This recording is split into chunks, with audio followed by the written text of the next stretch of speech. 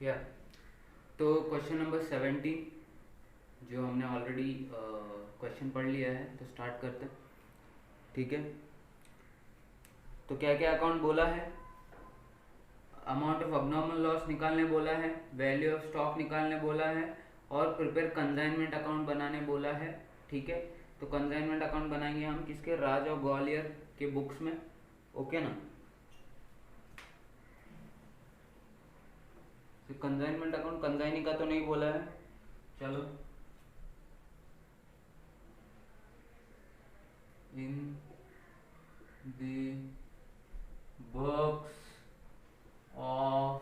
The books of Raj, ठीक है ना, in the books of Raj consignment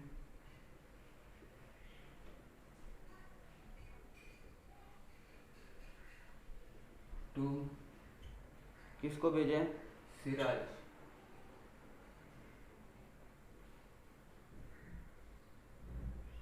consignment to Siraj account, consignment to Siraj account. ठीक है, अभी इसमें तो डेट वेट कुछ नहीं है, तो direct particulars rupees particulars rupees. ठीक है, अभी मेन आंसर में अबनॉर्मल लॉस का अबनॉर्मल लॉस ये 1 हो जाएगा, तो ये 2 कर लेते हैं। Calculation of abnormal loss. ठीक है ना? फिर क्या बोला? वैल्यू ऑफ स्टॉक, इधर थर्ड दे देते हैं।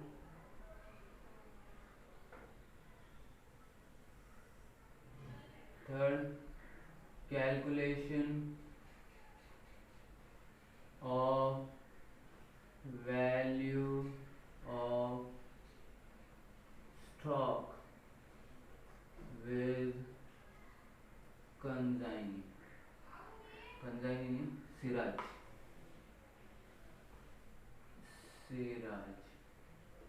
ठीक है, these are not working notes, these are the part of main answer।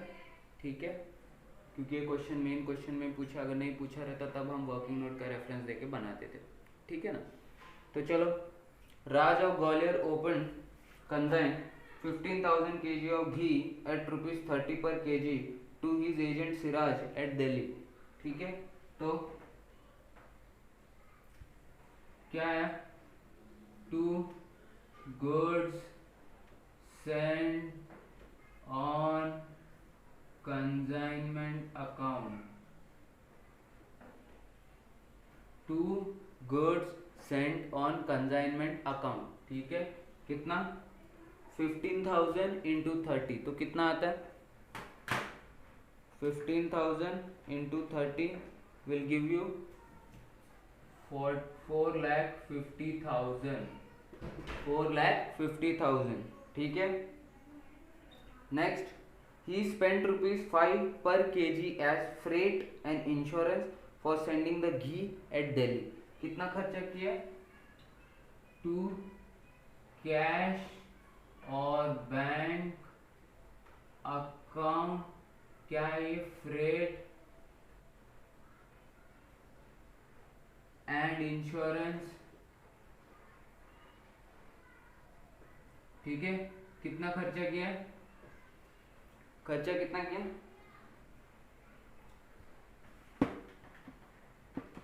5 रुपी पर केजी। कितना केजी है? 15,000 केजी है, इंटू 5 करोगे तो कितना आएगा? 75,000 rupees.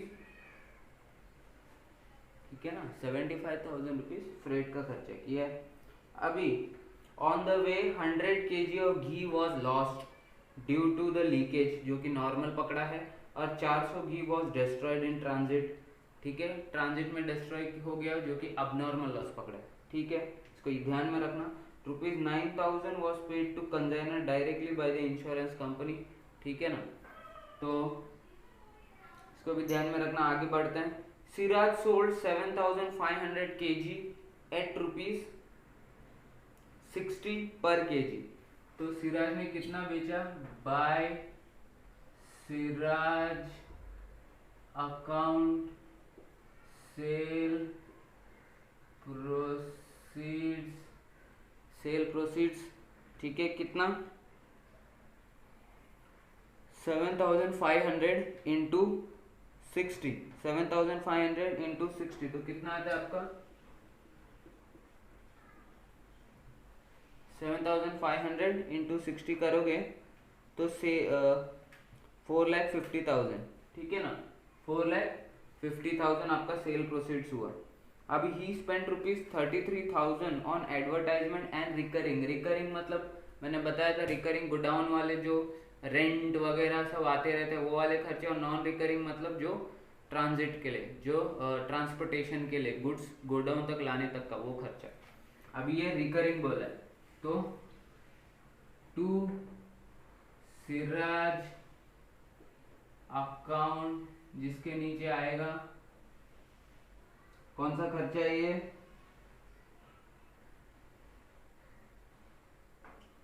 Advertisement and recurring, advertisement and recurring expense कितना है? 33,000। Advertisement and recurring expenses are 33,000, ठीक है।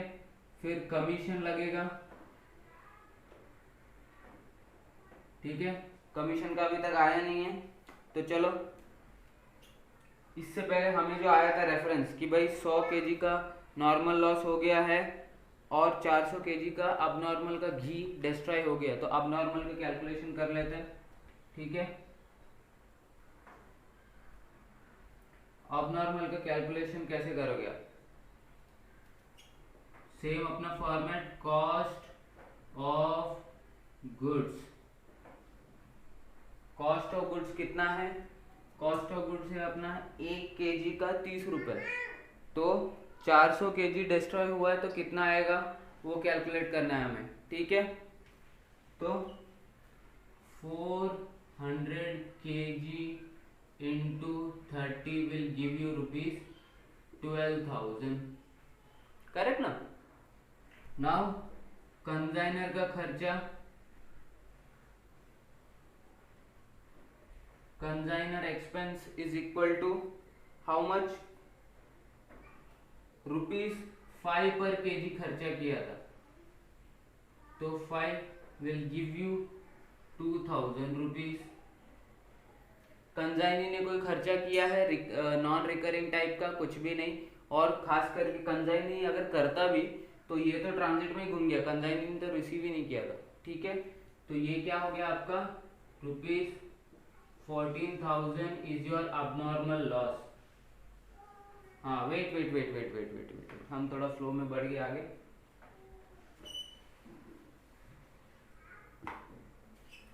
तो ये कितना हो गया? 14,000, ये ग्रॉस लॉस, ठीक है। लेस इसमें से अभी इंश्योरेंस क्लेम मिला आपको,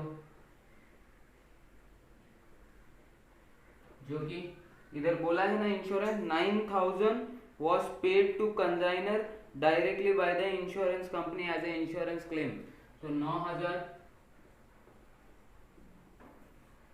5,000 क्या है आपका नेट लॉस,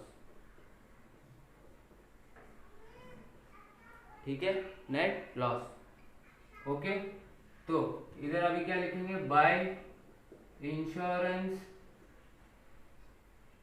क्लेम कितना मिला? 9,000 by profit and loss account, जो कि है आपका अबनॉर्मल लॉस, कितना अमाउंट? 5,000, ओके ना, 5,000। अब ये तो हो गया आपका क्लियर, ठीक है। अभी बस ये जो क्वेश्चन में सब हो गया है जो 100 रुपये का जो 100 kg जो नॉर्मल लॉस पकड़ा था उसका कहाँ पे इफेक्ट आएगा वो देखना है। तो क्वेश्चन वाइज तो सब हमने कंप्लीट कर लिया, सेल भी कर लिया, 33,000 का ये भी कर लिया है, कमीशन नहीं बुक किया। तो चलो आगे देखते हैं। You are required to calculate abnormal loss, value of stock, prepare consignment and Siraj is entitled to 5% commission on cell.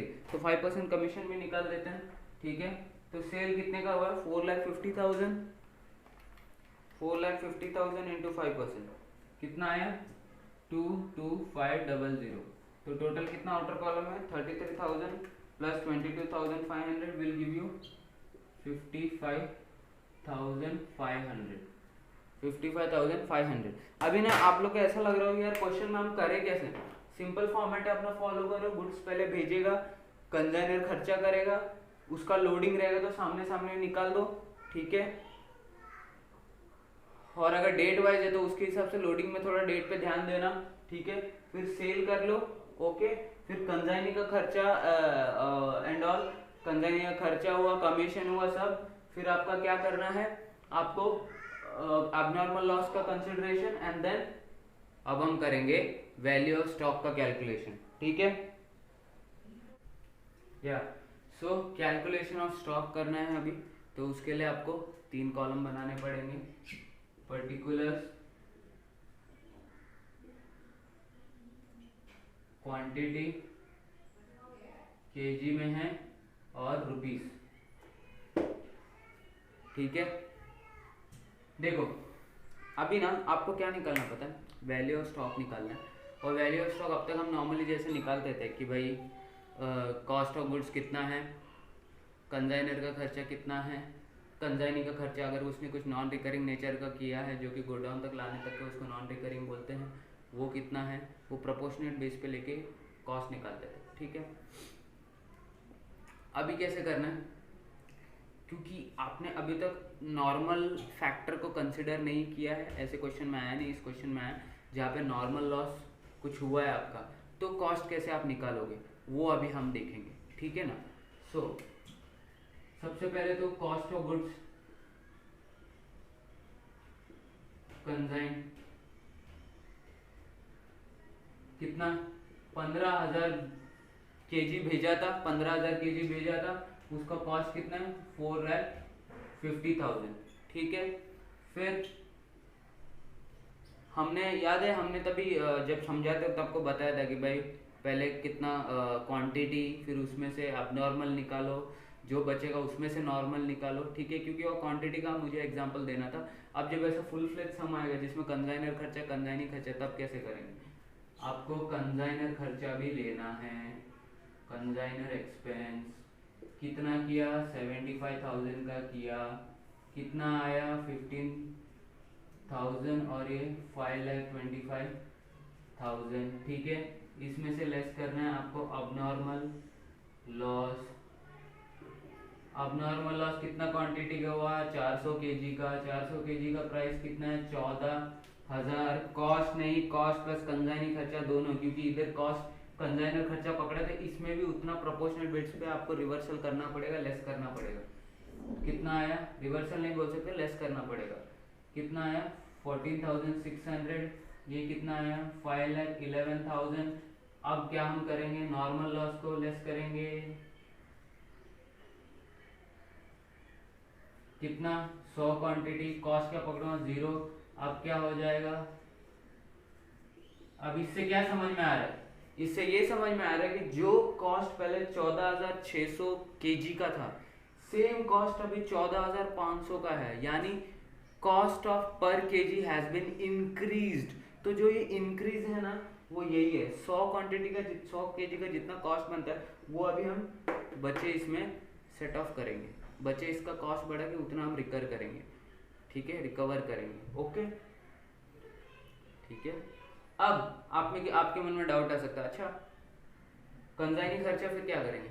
अगर इधर कंजाइनी खर्चा अपने पास रहता है, खर्चे तो हैं बट रिकरिंग नेचर का और कमीशन है, तो कमीशन का तो बात ही छोड़ दो, बट रिकरिंग खर्चा तो आता नहीं है, वैल्यू ऑफ स्टॉक में तो कैलकुलेट नहीं करते हम, नॉन रिकरिंग तरीके तो करते हैं। और अगर नॉन रिकरिंग रहता तो इधर आप वैल्यू ऐड कर देते इसमें, ठीक है, वैल्यू ऐड कर देते, वैल्यू ऐड करते तो आपके पास 14,500 का कितना कॉस्ट बनता है वो आ जाता है। अब उसके बाद क्या करेंगे, देयरफॉर वैल्यू ऑफ इन्वेंट्री।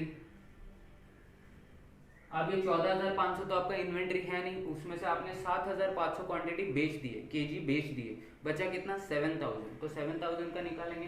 तो आपको वैल्यू पता है कि भाई 14,500 का 5,11,000 है, तो 7,000 का कितना कितना आता है, 7,500 का कितना आएगा,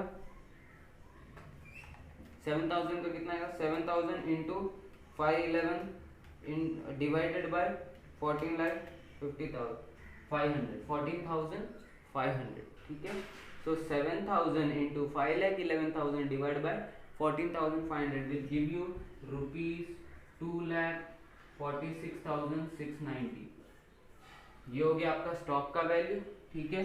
तो डालो बाय कंसाइनमेंट स्टॉक अकाउंट कितना 2,46,690, ठीक है। अब तो हो गया, ये समझ गया आप लोग को, मैंने इसे सिंपली क्रॉस मल्टीप्लाई किया और कॉस्ट आ गया, ठीक है। क्लोज करते हैं,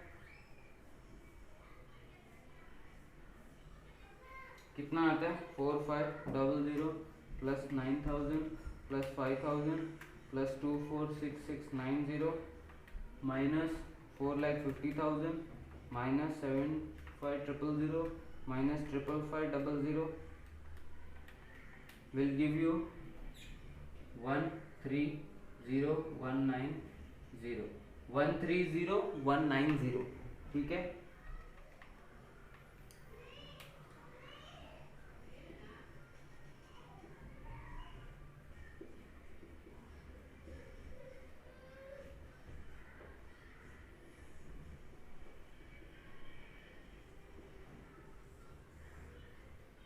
ठीक है, तो यही आपका हम इसमें नया जो देखा है वो हमने यही देखा है, ठीक है। वो कॉन्सेप्ट भी कवर हो गया, बाकी सब तो कॉमन ही है, आप देखते चले आ रहे हो, ठीक है ना, तो देख लेते हो।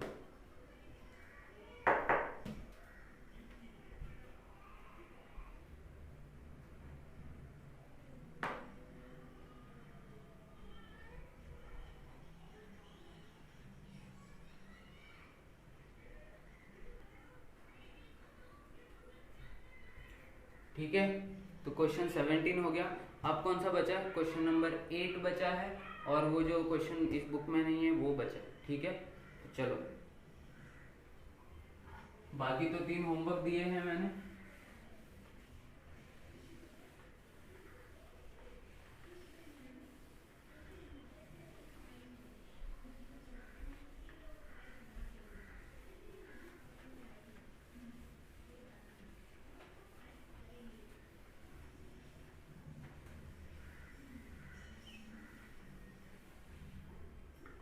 ठीक है।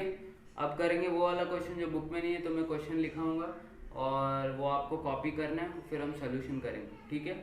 चलो,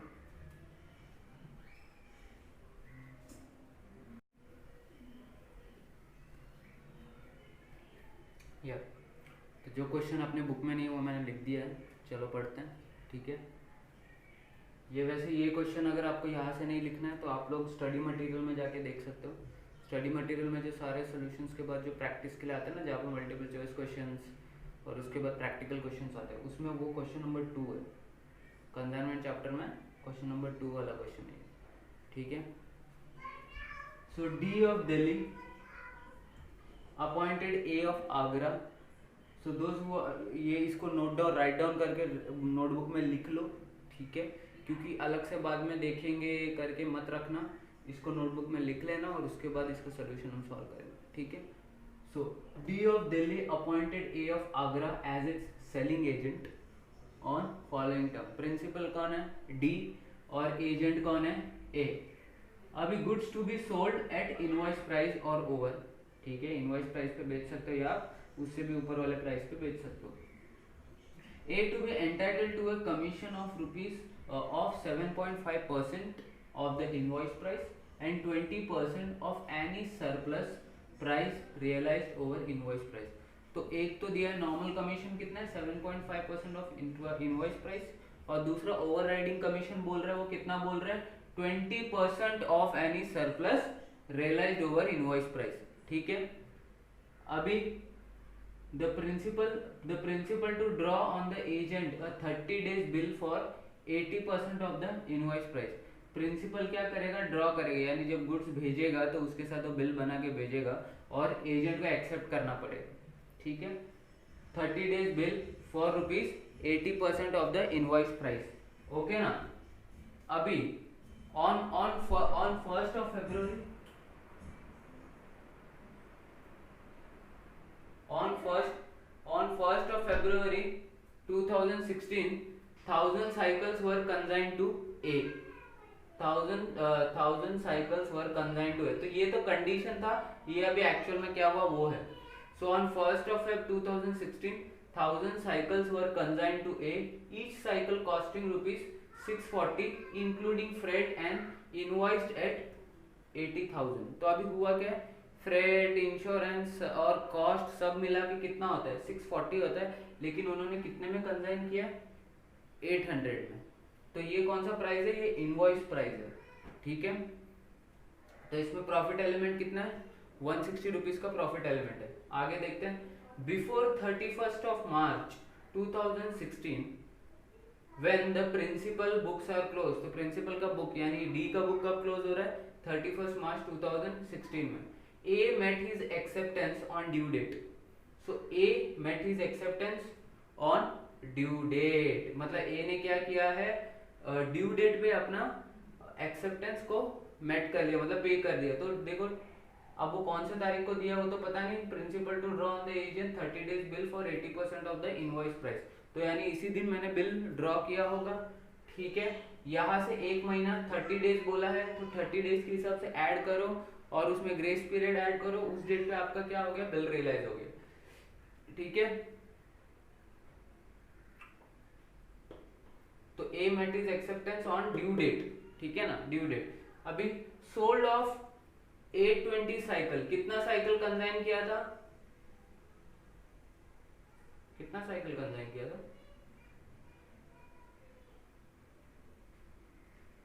अच्छा वो कितना कंसाइन किया वो भी नहीं बोला है। सोल्ड ऑफ 820 साइकिल इतना बोला है, 820 cycle at an average price of, एक सेकंड रुको, क्वेश्चन में कुछ मिस हो गया क्या देखो जरा।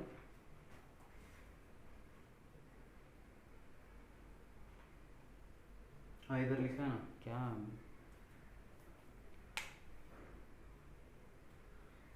1000 cycles were consigned to each A. अभी 820,000 में से 820 साइकिल क्या हुआ at an average price of ₹930 per cycle में भेज दिया। सेलिंग एक्सपेंस आया 12,500 and remitted the amount due by means of bank draft. तो मतलब वो बता रहे कि भाई जो भी पैसा था हमने बैंक ड्राफ्ट के, मतलब ये तो एक बिल तो एक्सेप्ट किया था, वो बिल एक्सेप्ट करने के बाद भी जो पैसा कंसाइनी को देना था वो उसने बैंक ड्राफ्ट के थ्रू पे कर दिया। ठीक है, सो 20 of unsold cycle were shop spoiled and were to be valued at a depreciation of 50% on cost। तो जो गोडाउन में जो रखे थे वो 20 साइकिल खराब हो गए हैं और जो भी उनकी वैल्यू थी वो अभी 50% ही वैल्यू कंसिडर करना पड़ेगा। तो show the ledger account and how this transaction would be recorded in the books of A. A कौन है, कंसाइनी, कंसाइनी के बुक्स में पूछ रहा है वो।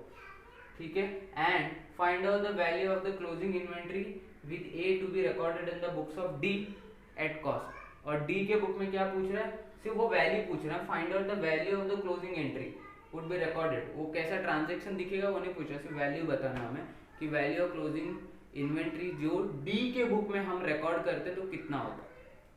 ठीक है, तो हमें अभी देखो हम ए जो कंसाइन उसके बुक में क्या बनाएंगे, एक तो कंसाइनर का अकाउंट बनाएंगे डी का अकाउंट, और दूसरा कौन सा अकाउंट बनता है, दूसरा फिर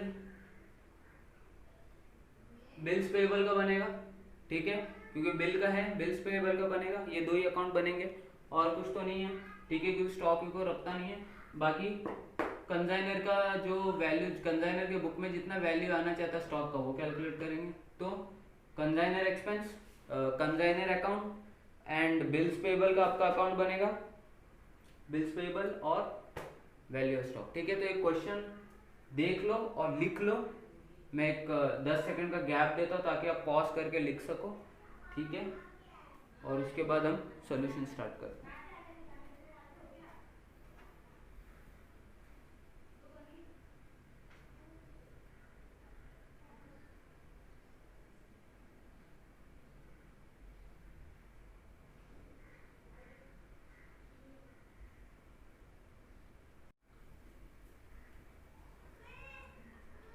हम्म, तो चलो क्वेश्चन नंबर 18, इसका क्वेश्चन आप लोगों ने नोट डाउन कर लिया गया ऐसी आशा। ठीक है, ठीक है, बुक में लिखना ज़रूर। स्टडी मटेरियल कोई देख रहा है तो भाई उसमें से हम देख लेंगे, बाद में रेफरेंस दे देंगे, ऐसे नहीं करना है क्योंकि फिर वो रह जाता है, फिर आपको बाद में जब प्रैक्टिस करते टाइम खोल के देखना पड़ेगा, उतना टाइम नहीं रहता। ठीक है, तो लिख लेना। ओके चलो,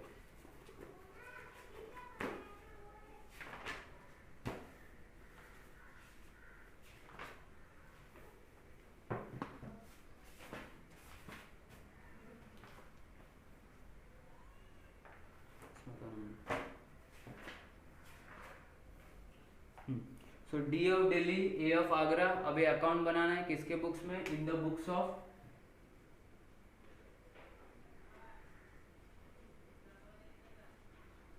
ए, in the books of A. ठीक है, किसका अकाउंट बनेगा? कंजाइनर का अकाउंट बनेगा। वो कौन है? डी। कहाँ वाले हैं वो? आगरा वाले। D of Delhi, Delhi account. ठीक है, दिल्ली अकाउंट। ओके ना। और इसमें हमें डेट भी स्पेसिफाई किया है, तो चलो date, particulars, rupees, date, particulars, rupees. ठीक है, तो ये एक अकाउंट बन गया। ओके,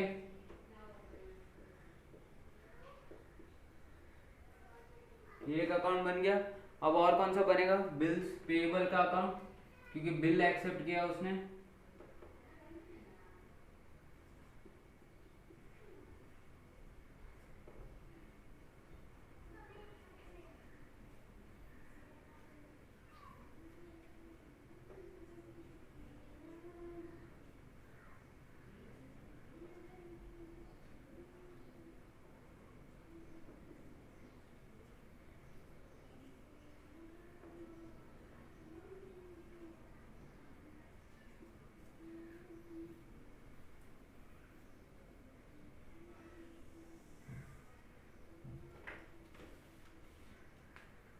लाइन खींचने में बड़ी तकलीफ होती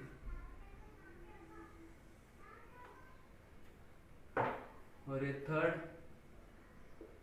value of inventory to be appear in the books of D. ठीक है, in the books of D.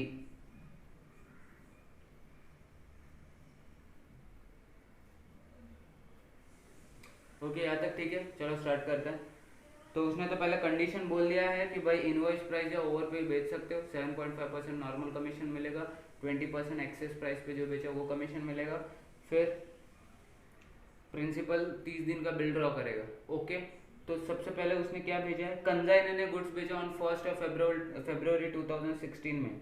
ठीक है, गुड्स कंजाइन किया है, आपको दे दिया है 1000 साइकिल्स है, और जो कितने में कंजाइन किया? 800 रुपये में। ठीक है, तो 1 फरवरी को आया होगा और उसने बिल भी ड्रॉ करके दे दिया कंजाइनर ने, तो कंजाइनी ने भी तो 1 फरवरी को एक्सेप्ट किया होगा बिल। ठीक है, 1 फरवरी को बिल एक्सेप्ट किया होगा, तो बताओ जब बिल एक्सेप्ट करेगा तो एंट्री क्या आएगा? ठीक, एंट्री क्या आएगा? बिल पेएबल हो जाएगा कंजाइनी के लिए, तो मतलब लाइबिलिटी। तो to bills payable account, debit किसको करोगे? किसको दे रहे हो, या किससे एसेट, एज एन एसेट ही ट्रीट होगा क्योंकि एडवांस दे रहे हो, आप एडवांस दे रहे हो और बिल्स के तौर पर लाइबिलिटी एक्सेप्ट किया, तो डी अकाउंट डेबिट टू 1 फरवरी 16 है ना?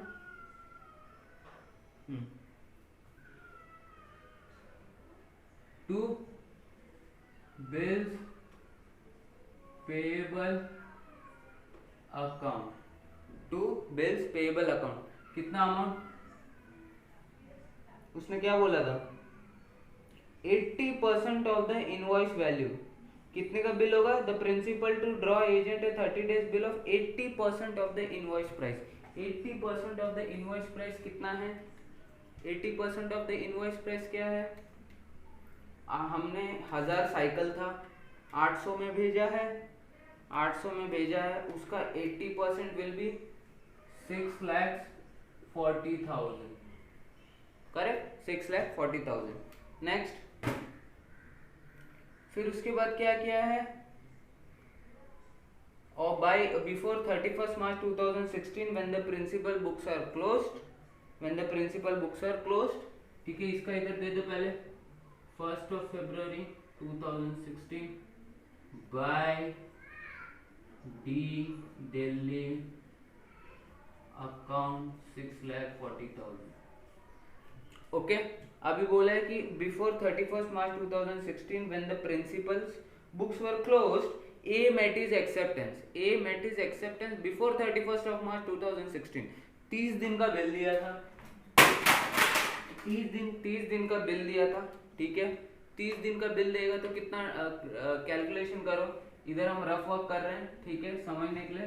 तो 1/2/2016, ठीक है, कितना दिन का, 30 दिन का दिया। डेट क्या आएगा मेरा, सबसे पहले फरवरी मंथ में 2016 में कितना दिन होता है, 29 डेज होते हैं, 29 - 1 कर दिया, ठीक है, तो 28 दिन,